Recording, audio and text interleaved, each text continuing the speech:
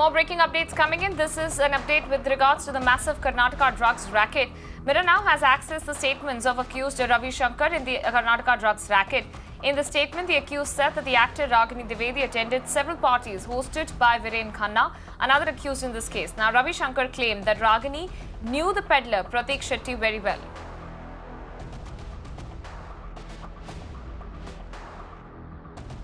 That's the latest update coming in. Mirror now has accessed the statement of the accused Ravi Shankar, and this is with regards to the Karnataka drugs racket.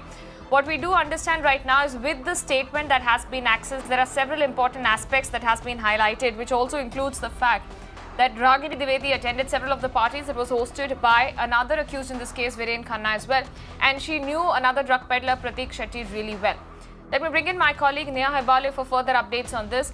Neha, extremely important updates coming in with regards to the accused statement that has been accessed. Take us through the details of what Ravi Shankar, one of the accused in this case, has said with regards to specific links that are emerging of Ragini with other accused in this case.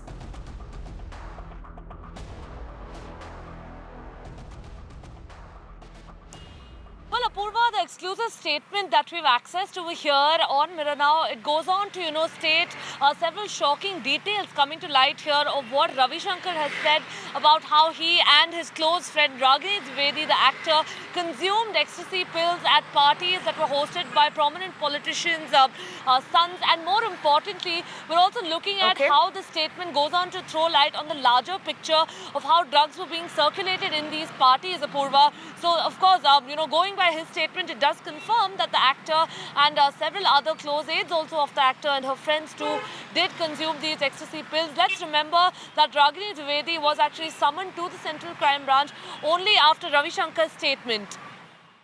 Okay.